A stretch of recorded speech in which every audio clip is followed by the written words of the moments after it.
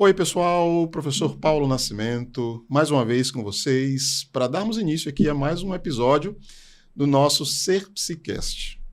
O SerPsicast é um podcast para qualquer pessoa que goste aí das coisas da psicologia, da saúde mental, do comportamento humano, e eu sei que tem muita gente que gosta de tudo isso, não importa se você é psicólogo, estudante, ou não é nada disso. Se você curte esses temas todos, você está no lugar certo. O SerPsicast é mais um fruto da plataforma Ser Psicólogo, que, como todo mundo já sabe, é uma das maiores plataformas para a formação EAD em psicologia no Brasil. Aqui, no canto direito superior dessa tela, vocês vão encontrar um QR Code. Aponta aí a câmera do seu celular. E esse QR Code vai direcionar vocês para 7 dias gratuitos dentro da plataforma Ser Psicólogo. Vocês vão encontrar lá muita coisa, muitos cursos de introdução, de capacitação. Eu sou professor da plataforma, mas também sou aluno da plataforma e posso garantir que vocês vão gostar muito. Certificados são válidos em todo o Brasil. Então entra aí, aproveita. São 7 dias de navegação gratuita dentro da Ser Psicólogo. Aqui no SerPsicast, nós nos encontramos uma vez por semana com gente da área, gente que está com a mão na massa aí na psicologia, para conversar sobre temas variados da agenda psi, da agenda social brasileira, da agenda científica. E hoje, se preparem, porque é um daqueles temas assim bem bombásticos, né? Nós vamos falar sobre os impactos das redes sociais na vida de um modo geral, né? Na saúde mental, no exercício profissional, enfim, inclusive no exercício da própria psicologia, né? Questões éticas, como é que essas coisas todas se desenrolam aí. E para conversar com a gente sobre esse tema, nós estamos recebendo mais uma colega de trabalho, né? Dentre tantos que eu tenho recebido aqui, Eduarda Veloso. Olá. Eduarda, obrigado aqui pela tua presença, bem-vinda. Eu que agradeço, muito obrigada pelo convite, fiquei muito feliz e honrada. Maravilha, coisa boa. Eduarda, esse é um podcast produzido no Nordeste do Brasil, a gente faz questão de dizer isso aqui. Com certeza. Né? Na cidade de Maceió, sendo impulsionada aí para o Brasil todo, inclusive em outros lugares também do mundo.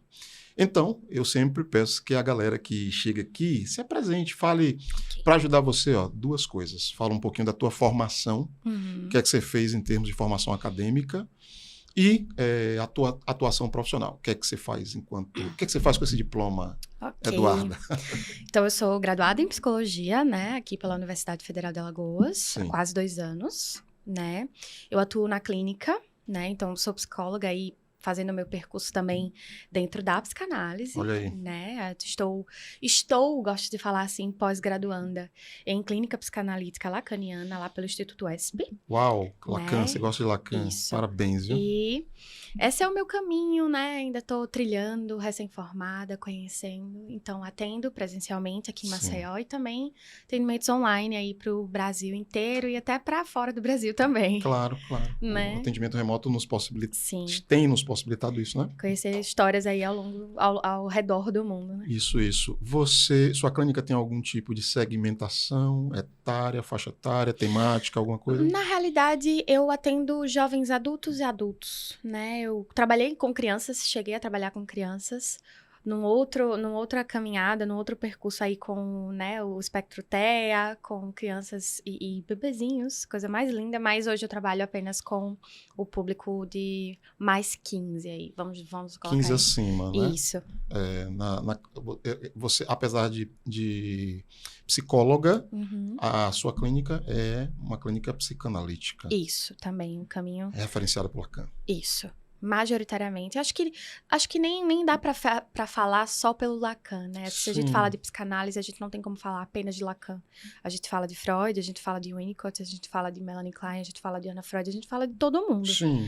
Né? A gente fala de Vladimir Sarfati, dos mais novos também. Christian Dunker, Maria Rita Kell, Caligares. Então, não tem como falar da clínica psicanalítica sem falar de todos esses outros nomes, de todos esses contribuintes, com certeza.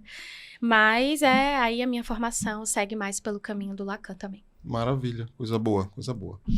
Bom, bora lá então, né? Vamos. Falar desse tema. Primeiro, que coragem sua, viu? Porque... Já foi um caminho desde muito Desde muito antes da faculdade, assim. Sim. Né? Que você está preocupada com esse tema? É isso? Sim. É? Sim. A gente... Foi uma coisa que eu notei muito antes da pandemia, na realidade. Né? Eu sempre fui uma pessoa, assim, falando mais do pessoal, Sim. sempre fui uma pessoa muito... sem vergonha na cara, digamos assim. Então, eu venho de uma família de músicos, né? Então, palco e aparecer em câmeras nunca foi um problema. Ótimo. Sempre foi algo muito tranquilo pra mim. Mas, eu sempre tive muito receio também, ao mesmo tempo, né? Aquelas ambivalências que a gente convive. Tive muito medo e receio do que os outros iam pensar. Então, durante a faculdade, né? Eu gostava muito de acompanhar Instagrams e perfis de pessoas que compartilhavam seus estudos, suas leituras, principalmente suas leituras, né? Então, durante a faculdade de psicologia, eu me vi uma leitora muito assídua. Então, eu estava querendo ler outras coisas, que não coisas de psicologia, e ler, assim, coisas que eu sempre tive vontade de ler. Livros de Harry Potter, livros assim, né? Outras coisas fora da faculdade. E aí, fiz uma meta de 2019, uma meta para ler um livro por mês. Certo. Né? 12 livros no ano. E aí eu criei esse perfil, né? Já no final do ano de 2019, no Instagram, para eu compartilhar um pouquinho mais dessa minha meta, se eu estava conseguindo, se eu não estava conseguindo, para meus amigos, para meus familiares. E aí uma coisa levou a outra, e hoje estamos aqui. Mas desde sempre, o impacto que isso teve foi muito forte. Principalmente no ano que virou, né? 2020. Então, com as questões da pandemia. Com a pandemia. Porque eu passei a estagiar numa plataforma também de cursos, Atmosfera Psi. Não sei nem se eu posso falar o nome. Pode, ela falou. Eu já falei. Mas foi uma plataforma de cursos mais voltadas, assim, para TCC. Então, eu estagiava com as psicólogas que davam cursos lá. Aprendi muito naquele espaço. Não só sobre a psicologia, sobre a TCC e sobre a clínica, né? Na época, estudante. Então, eu estava ali vendo o que eu gostava mais, né? Passeando pelas áreas, pelas abordagens. E elas elas montaram essa plataforma na pandemia, que era o que estava acontecendo, era o que estava rolando, né? Sim. Muitos workshops, muitos cursos online, enfim. E com isso eu comecei a trabalhar com o Instagram. E esse é o problema, né? Eu administrava ali o perfil delas nas redes sociais, junto com elas, né? E isso acabou virando uma obrigação, porque enquanto todo mundo estava não só tenso por conta da pandemia, passando por todas aquelas questões que todos nós estávamos passando, eu também estava, mas eu também estava precisando dar conta de uma tarefa, digamos assim, né? E 2020 foi um ano bem complicado, assim, pessoalmente para mim, né? Tive familiares acometidos pela Covid, minha mãe foi acometida pela Covid, minhas tias, enfim. Então, eu precisei estar ali com tudo isso acontecendo, e também aparecendo nas redes sociais, gravando vídeos, com um sorriso no rosto, sempre fingindo que estava tudo bem. E talvez encenando. Esse foi o... Ensinando, Encenando, isso. Encenando. E foi quando eu comecei a perceber que tudo ali era falso. Né? E pelo menos, se não tudo, a sua grande maioria. Bom, você já começou, assim, trazendo questões assim, muito interessantes. Veja, porque...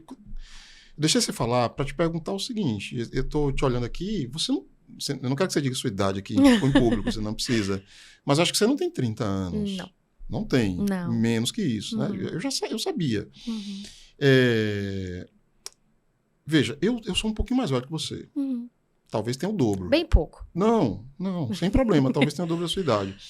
Não sei se você já ouviu falar, Eduarda, num psicólogo americano chamado Mark Prensky. Já ouviu esse nome? Eu já ouvi o nome, mas eu não me recordo exatamente. Veja, muito curioso. Ele fala de internet, rede social e tal, mas não é um cara tão famoso, não. E o povo eu tenho a impressão que o povo da pedagogia...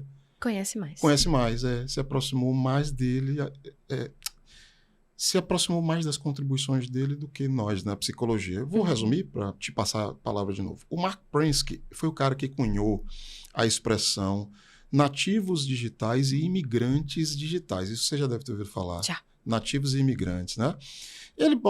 Na obra dele, ele bota umas balizas cronológicas que são discutíveis, mas são interessantes. Ele diz assim, a turma que nasceu até a década de 80, no máximo 90, para trás, são migrantes digitais, como eu, que nasci na década de 70, no final da década de 70. A gente nasceu numa cultura em que não havia nada disso. Nada disso. Não havia internet no Brasil. A internet estava sendo pensada ainda nos Estados Unidos, né? Não havia internet, era tudo analógico, não tinha celular, nada disso. Só que tudo isso apareceu, minha geração já tinha 20, 30 anos de idade, a gente aprendeu.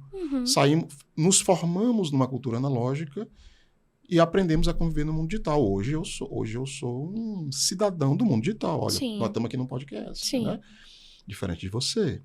Por não ter 30 anos ainda, o Mark Prensky diria, Eduarda Veloso é uma nativa digital, porque você já nasceu. Mas veja, aí isso quer dizer o seguinte, isso quer dizer que a sua relação com o mundo, com a cybercultura, para usar uma outra expressão, não é, do Pierre Levy, é mais naturalizada do que a minha. Sim. Só que você está aqui agora, você já iniciou a sua fala... Reclamando. Né? Reclamando. Fazendo uma queixa, isso é bem interessante. Assim, eu tenho 25, né? Vou fazer 26 esse ano.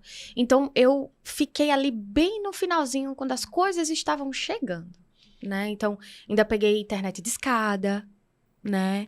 Não. Você tinha 2 anos, né? Você muito pequena. Então, quando eu comecei, assim, a me entender, quando eu comecei na adolescência, assim, adolescente, já chegou, já estava aqui. Já estava tudo aí. Já estava aqui. Só que existe uma pequena, grande diferença. Porque existem coisas que hoje estão mudando completamente, e na clínica a gente vê muito claramente isso acontecendo, né? Os adolescentes de hoje. Os adolescentes de hoje reclamam muito. Que curioso. Porque já sentem o impacto disso, já nascem com o impacto disso. Ao mesmo tempo que tem, então, vê se você concorda com o que eu vou dizer, ao mesmo tempo que tem uma imersão extremamente, assim, profunda e radical no mundo virtual, também tem um cansaço. Sim. A exaustão é uma coisa, assim, bizarra. Você vê isso mais em que público? No público um pouco mais da minha idade mesmo, sim, né? Sim. Esse pessoal que tá aí dos 20 e poucos para os 30 e poucos anos, é um público que tá, assim, completamente exausto, porque o digital se tornou um outro trabalho. É uma outra... O trabalho não no sentido de financeiro, e muitas vezes também, né? Mas trabalho no sentido de você fazer um certo esforço para, né? Então, é o que acontece, coisa que os jovens, um pouco, né, antes, assim, da minha geração, um pouco depois da minha geração, na verdade, não se dão nem ao trabalho. Então, eles são meros observadores do que acontece, né? Então, hoje você vê, assim, na clínica, pacientes que não têm o perfil na rede, mas tem pra ter, só pra ter. Não postam fotos, não postam stories, mas quando vão pesquisar alguma coisa, não pesquisam no Google, pesquisam no TikTok. Então, a fonte de pesquisa não é mais o Google, a fonte de pesquisa é o TikTok. O Google já é uma coisa... Se você quer... Exato. Agora, se você quer pesquisar alguma coisa, por exemplo, um serviço, você não pesquisa no TikTok, você pesquisa no Instagram. Por exemplo, eu quero comer uma pizza nova hoje. Conhecer uma pizzaria diferente. Você não vai colocar no Google Pizzaria Maceió. Você vai colocar no Instagram, porque você quer ver o perfil daquela pizzaria. Você quer ver como é a pizza daquele lugar. Você quer ver como é feito a pizza daquele lugar. Por quem é feito. Quanto tempo entrega que vai ter nos comentários. Nos comentários você vê se tem gente reclamando, se não tem.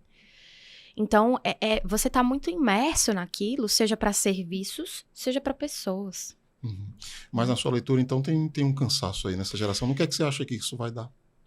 Já tá dando, né? Em quê? Já tá dando.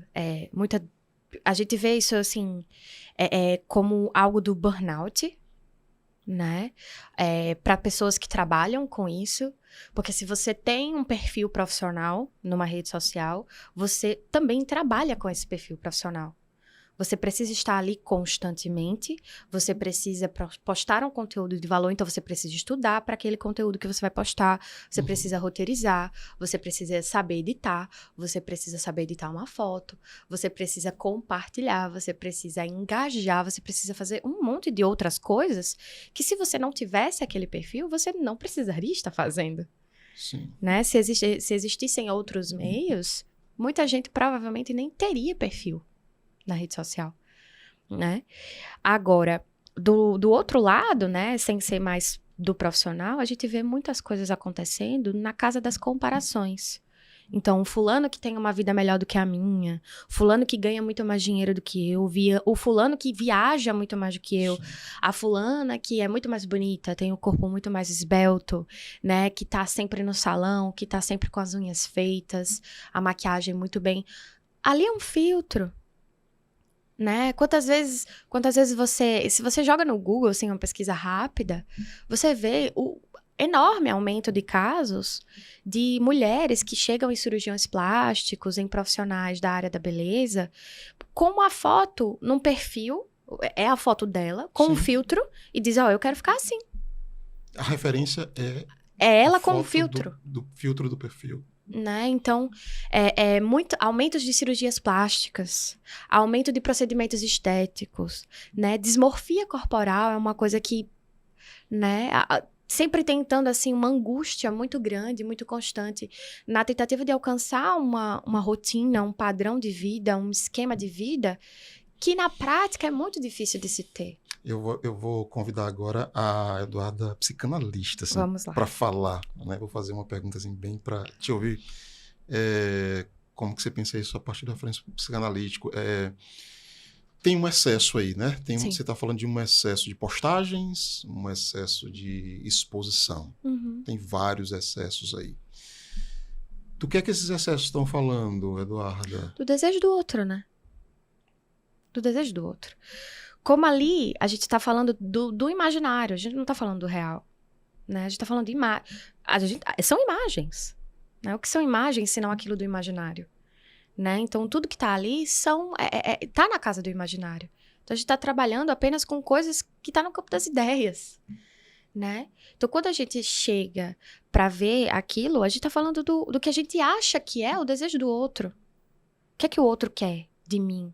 Que eu seja igual a fulana. Porque olha a fulana, quantos seguidores a fulana tem porque ela tem esse corpo. Né? Olha quantos seguidores o fulano tem porque ele posta esse X conteúdo. Né? Então, não só a busca, talvez, de um padrão de vida que tem aí um excesso do gozo, né? Onde está liberado tudo, onde você consegue tudo, onde você pode tudo, mas também uma busca por um desejo de um outro que tá no campo das ideias, tá no campo do imaginário. Eu não sei se vai ser correto o que eu vou dizer, mas o que você me falou tá se conectando um pouco com o que o André Falcão teve aqui comigo há alguns dias. O André colocou uma coisa bem interessante, a partir de um referencial lacaniano. Ele diz assim, quando se pensava em termos de superego, supereu, a partir de Freud, se pensava na repressão, né? Na hipercensura interna. E ele estava me dizendo aqui que quando a gente pensa essa mesma categoria a partir de Lacan, a gente está falando do imperativo do gozo. Do gozo, isso. Então, o superior, nesse caso, teria a ver com essa coisa de que o sujeito é incitado, é convidado a esse gozo que não tem fim, que nunca acaba. Tem fim. Né? Aí você está falando, acho que tem a ver um pouco com o que você está falando. E também tem tudo a ver, e não só por conta das mídias digitais, né? Mas por conta da sociedade que muda. Né, que é cíclica, né? A gente vem aí de um sistema, e você aí tem um know-how enorme para falar sobre isso, de um sistema que faz com que a gente queira mais, e que nunca tá suficiente, né? E não só nas redes a gente vê isso, mas na clínica a gente vê isso com um grande sofrimento. Mais do quê? Do que, para onde, para quem, para fazer o quê? Para chegar aonde? Que lugar é esse que você quer chegar? Essa é uma pergunta que poucas pessoas conseguem responder. Eu tô indo. né? Eu tô indo por um caminho X, né? Tô faltando aqui com a minha família, porque eu quero comprar o prédio no lugar mais alto, eu quero comprar o melhor carro do ano, o melhor celular eu quero trocar todo ano, né? E eu quero fazer isso, eu quero comprar aquilo, eu quero ter aquilo, eu quero proporcionar isso para uma outra pessoa. Para chegar aonde? Porque enquanto você faz isso, enquanto existe um excesso em um lugar, existe uma falta no outro. Sim. Né? E a exaustão vem muito disso. Porque quando a gente tem um excesso em um lugar, a gente vai faltar em um outro lugar. E nesse outro lugar onde a gente falta, a gente sente um certo peso, um certo receio, um certo medo de perder. Enfim, tem várias outras coisas envolvidas, mas quando você fala sobre isso, desse imperativo, né, do outro, do estar sempre gozando, é porque existe também essa sociedade que libera isso. Sim. Né? Então, libera no sentido psicanalítico, né? Então, não vem alguém que te libera. Às vezes vem, mas às vezes não vem. Às vezes você só se sente assim, né? Então, de contestar mesmo essa lei, esse outro, de contestar esse social, de ir de encontro a essa lei. E hoje a gente tem muito isso, né? E a gente vê isso se espalhando de uma forma positiva, Sim.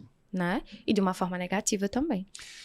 Em relação, você fez, eu acho que você estava fazendo menção ao capitalismo. Eu vou citar aqui muito rapidamente porque é super verdade, as pessoas não entendem. O capitalismo não é só um sistema de produção e de circulação de mercadorias. Uhum. Não haveria nenhum sistema de produção e de circulação de mercadorias eficiente se ao mesmo tempo esse sistema não produzisse desejo, né? Por meio da publicidade, por meio da propaganda. Eu vou dar um exemplo. Há umas 2 semanas, Eduarda, eu vi na TV a propaganda de um carro que eu fiquei maluco, eu fiquei doidinho. Assim. Eu não vou fazer propaganda. Eu não vou fazer propaganda, mas você já deve ter ouvido. É uma sigla. Construa seus sonhos. Né? É um carro novo, tal, que está chegando no Brasil. Aí, hoje, quando eu estava vindo para o estúdio, um carro desse passou por mim. E eu fui fantasiando, assim, dentro do meu carro, que é um carro mais velho, mais antigo, né? Fiquei, puxa, já pensou se eu tivesse esse? Como é que deve ser? O ar-condicionado, comando por voz. A minha vida seria muito melhor. A minha vida seria muito melhor. E olha o nome do carro. O nome do carro é Construa Seus Sonhos. Vai, Build Your Dreams. Né? BYD. Já fiz a propaganda. Né? Ou seja, produção de mercadorias e produção de desejos. Desejo. Né? Que é o fetiche, né? É o fetiche. E o que é o fetiche? Né? Eu já te jogo a pergunta. O que é esse fetiche em Marx? Eu só sei te responder em termos marxistas. Mas o que é o fetiche em Marx? Olha, o fetiche em Marx é o seguinte, é eu olhar para esse carro como uma mercadoria pronta, idealizar esse carro, né? Construir seus sonhos como uma meta pessoal, como se um dia eu pudesse escolher esse carro numa árvore. Ou seja, desprezando o processo de produção que fez esse carro existir e que passa pela exploração do trabalho. Exatamente. Esse é o fetiche da mercadoria. Se a gente transforma isso numa outra linguagem, dá pra gente ler da seguinte forma. Esse fetiche seria esse desejo, né? Na medida em que, olha, é só você ir lá e comprar. Como assim você não tem dinheiro pra comprar?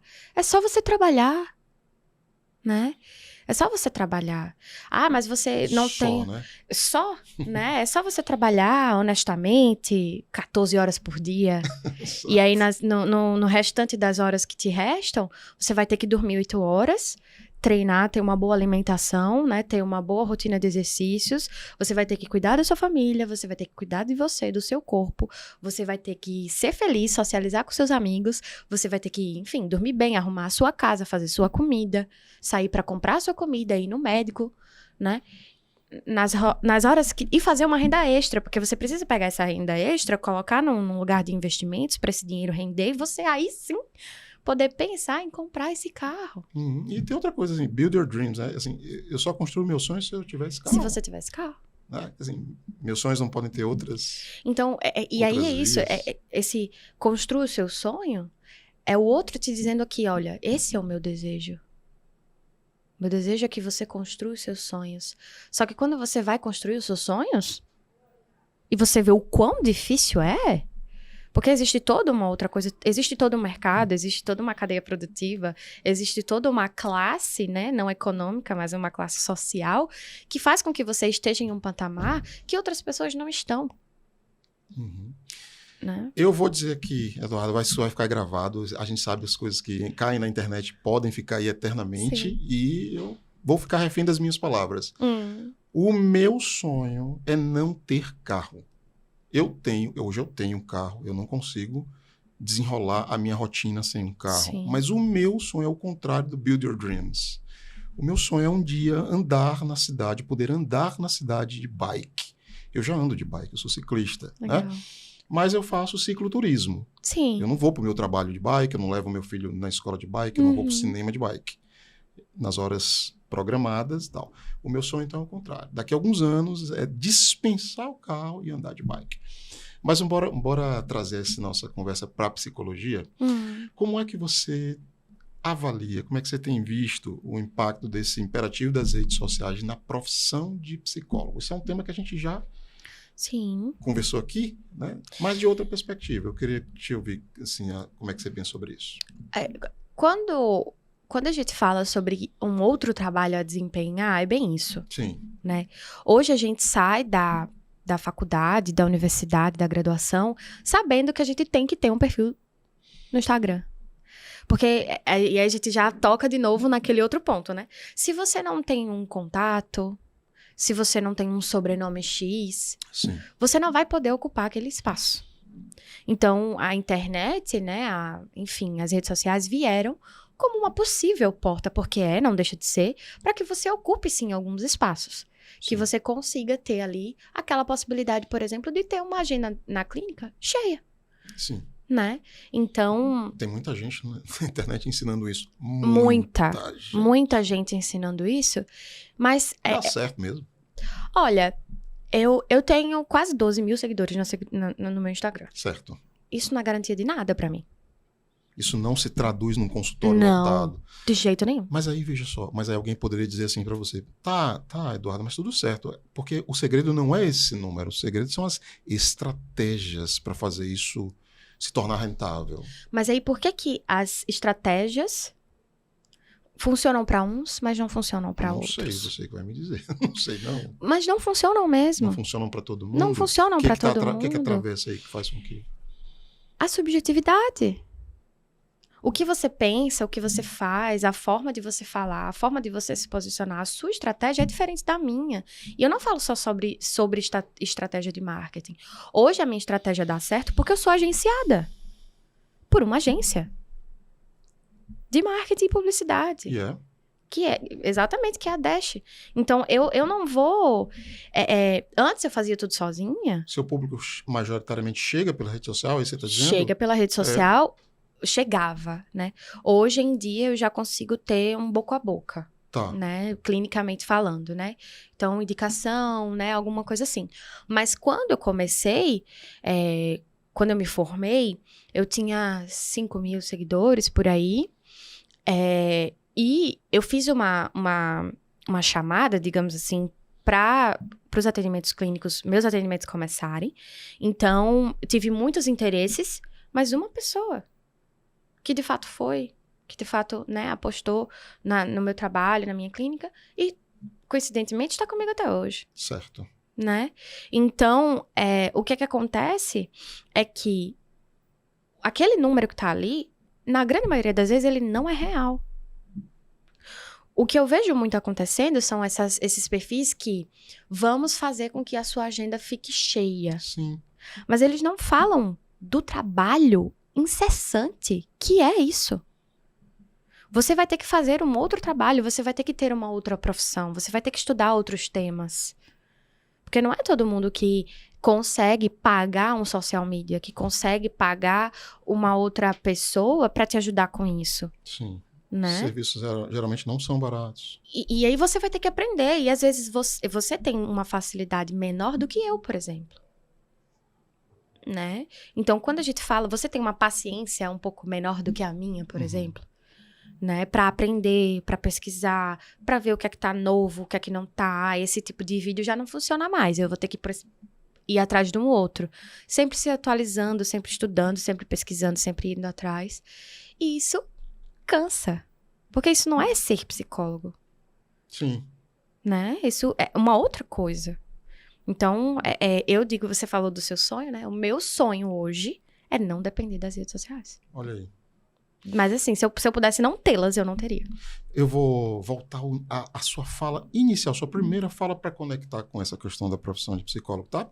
Que você diz assim no comecinho, essa coisa de se expor nas redes, tem muita aparência, tem muita coisa que é falsa, né? Tem muita miragem e tal. E aí eu vou trazer um tema que eu já conversei aqui, até foi com o Max Mendes, que tem um curso, você conhece o Max? Sim. O Max tem um curso sobre marketing para psicólogos na plataforma Ser Psicólogo. E eu indaguei o Max sobre isso. Quero te indagar também.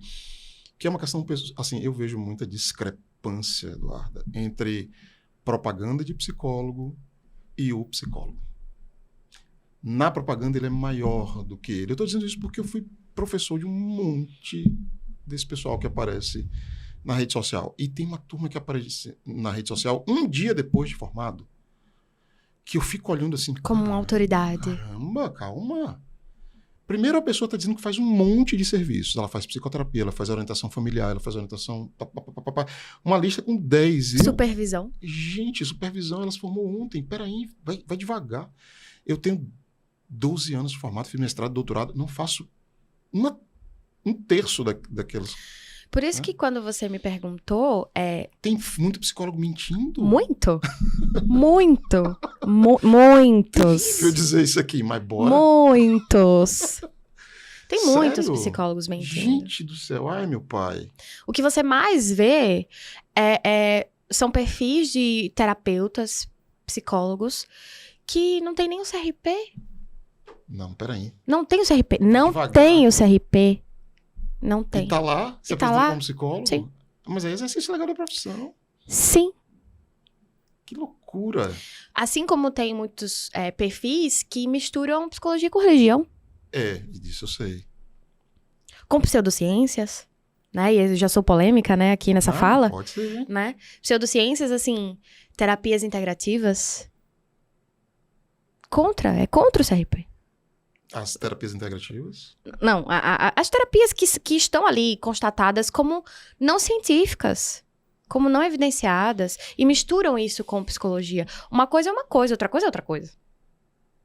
Porque se você se diz psicólogo e mistura isso com a tua religião, leva isso pra tua clínica, você tá sendo antiético. Tá ferindo um princípio fundamental do Código Né? Você está sendo antiético. Então, eu já vi muitos perfis de psicólogos e psicólogas que os vídeos, os reels, enfim, os stories, terminam com, né? Porque visita a Bíblia, o Torá. Enfim, tô citando a Bíblia porque é o que a gente mais vê, né? Mas o Torá, o Alcorão, ou seja lá o que for.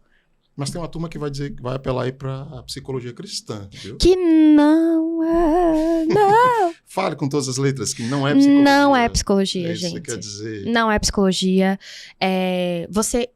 Existe uma pequena, enorme diferença entre você misturar as duas coisas e você parafrasear alguma coisa.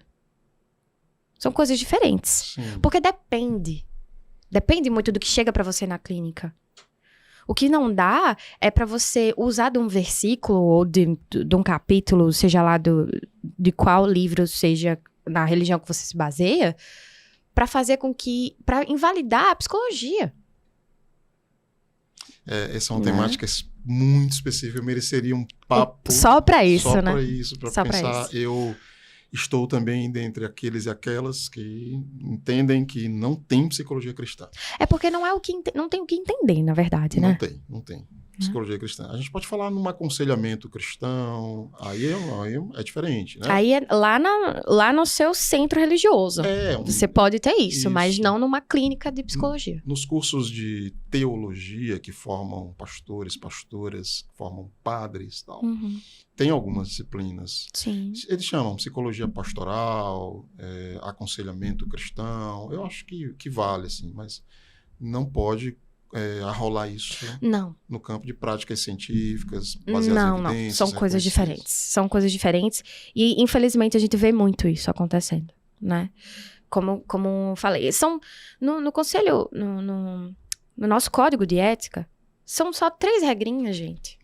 São 3 artigos que tem lá. O 2º, o 9º e o 20º.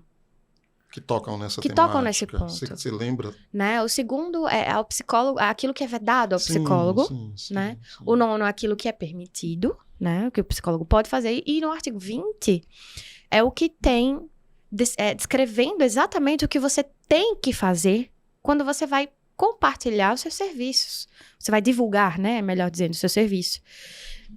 Seu nome completo, sua inscrição no conselho, né? Você não pode estar fazendo nenhum tipo de prática que vai de encontro ao código de ética. Gente, eu vou... Esse feedback. Pode? Não pode. Agora pode. Eles emitiram uma cartilha dizendo que podia. Quem emitiu? O CFP. O conselho? Mas assim, tem as suas ressalvas, né? Você não pode mostrar quem é a pessoa, você não pode... Mas você deveria? Na minha opinião, não. Você tá falando de quê? De feedback? Por exemplo... De processo terapêutico? Isso. Vamos pegar esse exemplo, né? Um paciente meu que me elogiou na clínica. Estou tendo ótimos resultados, estou me sentindo muito melhor depois que iniciamos as nossas sessões. E aí você pega ali e vai postar. Pra quê? Sem expondo a pessoa, você fala? Mesmo sem expor quem é, sem colocar nome, nem nada do tipo. Só a mensagem, né? Você faz o print ali, mesmo que você pergunte a ela se pode e ela deixe, né? Sim. Na minha humilde opinião, não acho que deve. Porque, pra que você tá postando aquilo ali? Bom, o objetivo é marqueteiro. Então, mas é pra você divulgar o seu trabalho? Ou é pra o seu bom trabalho? Ou é pra você balançar o seu ego? Receber elogios? Pra que você tá fazendo aquilo ali? Porque se for pra divulgar o seu trabalho, existem outras inúmeras formas de você fazer isso. Sem precisar nem correr o risco de talvez expor alguém. Né? Bom, isso aí, é bem polêmico. Você sabe que você tá no Sim, campo, talvez. Essa é a minha humilde opinião. Não, né? Então, assim, eu acho que, como a gente estava falando, né? É uma questão que vai para outros ramos. E cada um tem a sua forma de estar presente na rede social. Cada um tem o seu jeito de ser na rede social. E foi o que a gente estava falando, né? Às vezes você tem mais facilidade, às vezes eu tenho menos. Às vezes você gosta mais, eu gosto menos, né? É uma coisa, um lado, assim, que eu gosto muito de fazer. Então, eu gosto de editar um vídeo, eu gosto de fazer um story bonitinho, eu gosto. Sim. Né? Você cuida das suas redes. Exato. Mas é uma coisa que, às vezes, eu pego, como a gente diz aqui no Nordeste, eu pego um bode, assim, um abuso, e eu não quero. Só que, infelizmente, é aí onde entra aquela primeira coisa que a gente estava conversando, infelizmente, eu não posso simplesmente me desligar daquilo. Porque aquilo faz parte do meu trabalho. Eu tô aqui ainda pensando na coisa do exemplo que você deu, do feedback, lembrando do posicionamento de outras categorias. A medicina está discutindo isso. Sim. Em relação ao trabalho de cirurgia plástica. Sim. Antes e depois, né? Antes e depois, e parece que eles têm uma normatização recente que permite que isso possa ser feito. Realmente eu não lembro. Você disse que o Conselho... O Conselho emitiu recentemente uma nota... Em que o feedback... Em que, eu posso estar falando uma besteira, tá? Mas é que eles permitiram a postagem de alguns feedbacks, contanto que não fosse uma exposição, né? Então, contanto que a pessoa não fosse exposta, os dados dessa pessoa não fossem expostos, nem nada desse tipo, né? Então, se for só o feedback, o textinho ali, a frasezinha, gosto muito do seu trabalho, estou, né? Pelo que eu vi, tá? De novo, eu posso estar completamente errada, mas acho que vale, né? Nada, 5 minutos você tira essa dúvida lá no site deles. Junto com essa nova cartilha, isso aí, eu sei que eles emitiram algumas especificações para quem é estudante de psicologia. Nessa cartilha? Isso. Então, os estudantes precisam especificar que são estudantes. Certo. Né? E que eles não podem fornecer serviços de psicologia ainda. Claro. Porque já estava acontecendo isso. Sim, né? Isso eu vi.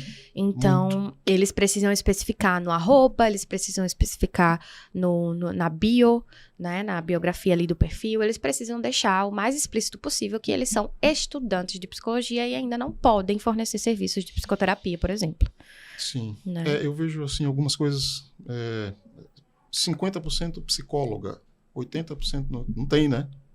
Não existe. Ou você é estudante, ou você é psicólogo e acabou, né? Então, assim... É o afã das pessoas. E aí é justamente isso que eu pego, assim, pra quem você tá falando. Que é uma coisa que eu aprendi depois de muito ficar querendo que... Eu me vi pegando assim, eu só vou abrir que é uma coisa que você até falou, né? Essas pessoas que acabam de se formar, no outro dia já são uma autoridade. Vai com calma, né? Então, quando você me perguntou aqui, me fala da sua trajetória. Minha trajetória tem menos de 2 anos. Eu sou psicóloga, pós-graduanda ainda, né? Então, ainda continuo sendo estudante e eu atendo na minha clínica. É isso. Eu vou falar aqui que eu dou supervisão sendo que eu não dou? Não dou. Sim. Eu vou falar aqui que eu sou especialista em alguma coisa que eu não sou? Não vou.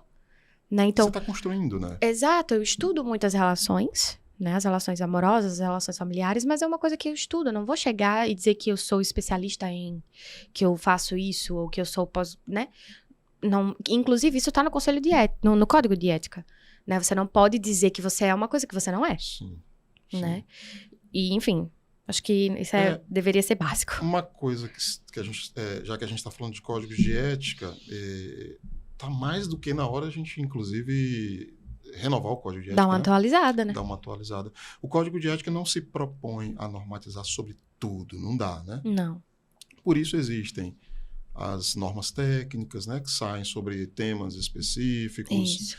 O conselho, de um modo geral, o sistema conselhos, como a gente chama, né? O Conselho Federal e os conselhos regionais que estão espalhados pelo país, eles têm essa função. Sim. De orientar a categoria, de fiscalizar, né? Mas nosso código de ética é de 2005. Né? E nós estamos falando fazer 20 anos já. Vai fazer 20 anos ano que vem. O mundo mudou. É muito... Tudo mudou. É muito diferente. Eu acho que cabem mudar algumas coisas, cabem acrescentar várias outras. Né? E não é um debate que dura muito tempo, na minha opinião.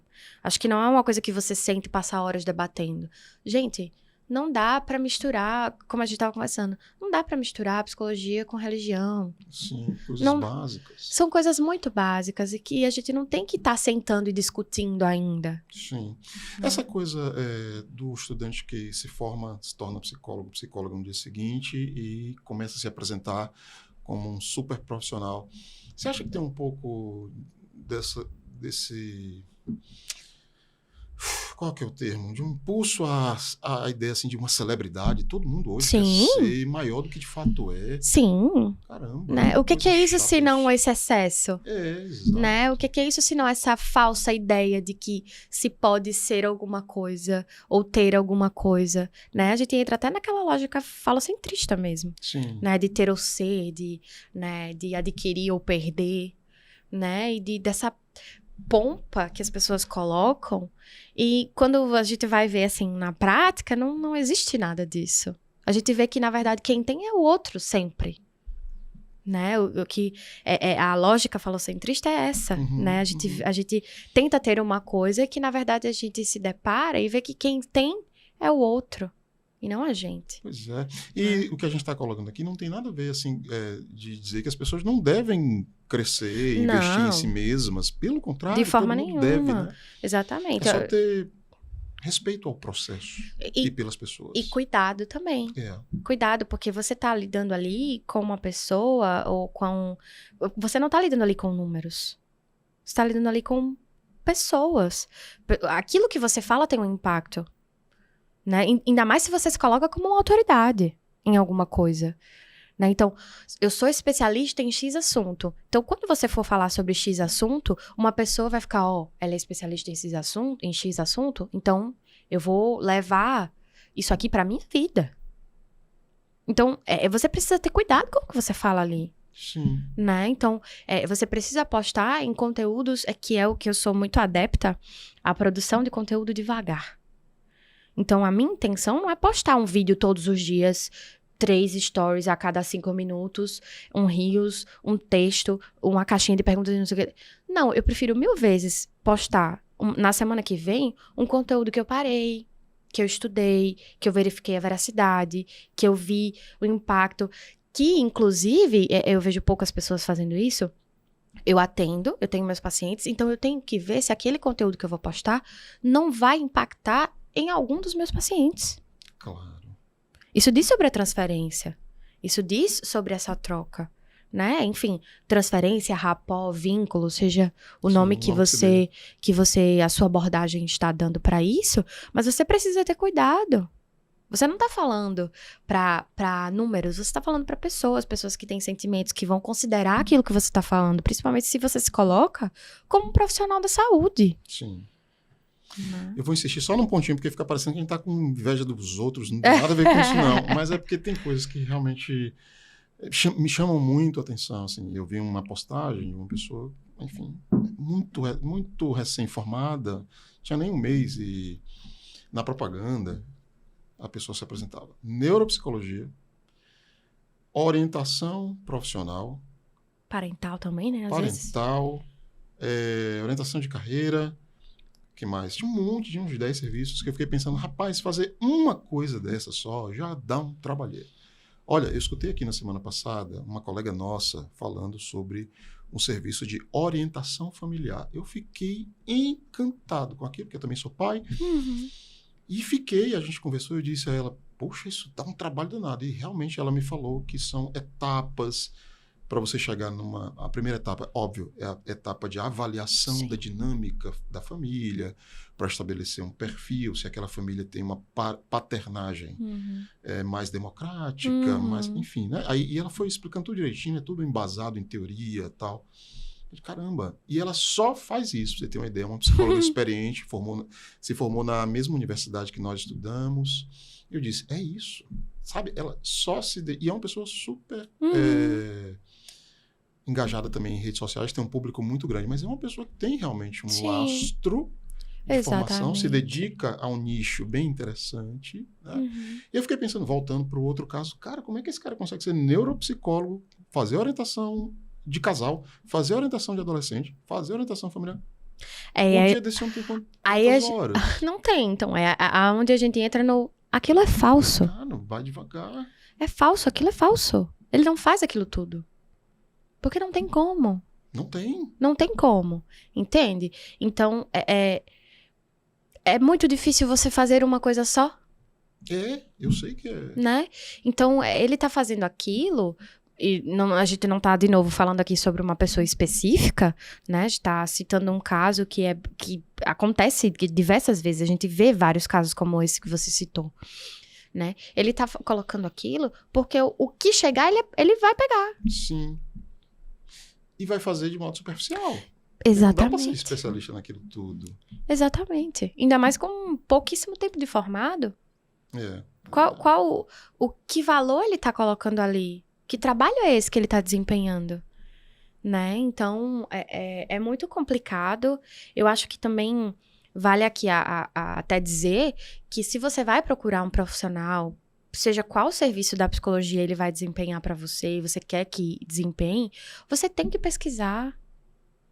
Você tem que seguir, acompanhar, ver se o que aquilo tá dizendo é legal, se não é, se cabe pra você, se funciona pra você ou se não funciona, né? Porque hoje em dia, como a gente vê, né? A gente você citou o exemplo da medicina, esses médicos que estão postando antes e depois.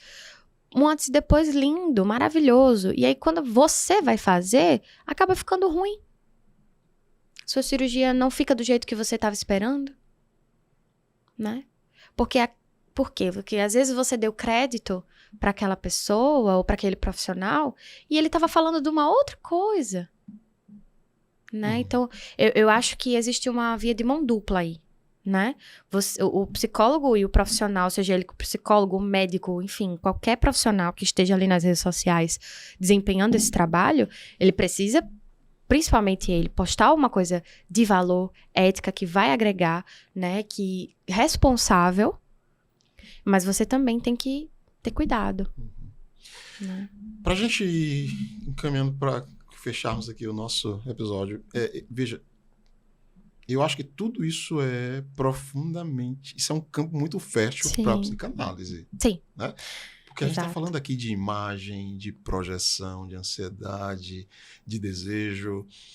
Bom, a turma no seu nicho tem feito desse campo, tem se interessado por tudo isso, do ponto de vista de objeto? Nossa, olha... imagino que sim. Eu vou dizer assim...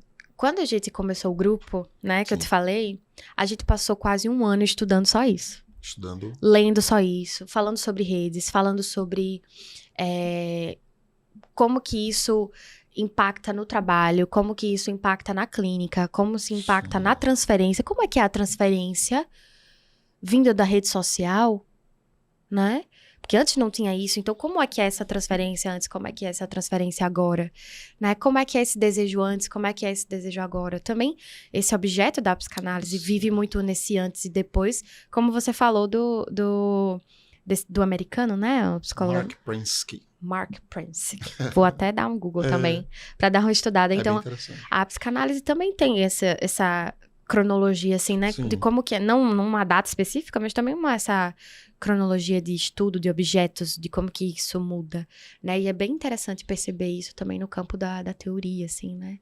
Não só no campo da prática, mas de como que as coisas vão mudando também nesse sentido. E a gente passou 1 ano inteiro estudando só isso, basicamente. Eu, assim, já falei, quando o André esteve aqui, eu falei isso, vou repetir para você, eu, apesar de não ser psicanalista, sou leitor de Freud há muito tempo. Antes de entrar na graduação em psicologia, já me interessava pelas obras culturais, e sempre reconheço o valor que a psicanálise tem enquanto não apenas uma forma de psicoterapia, mas enquanto a teoria de leitura da sociedade, né? Das mudanças sociais.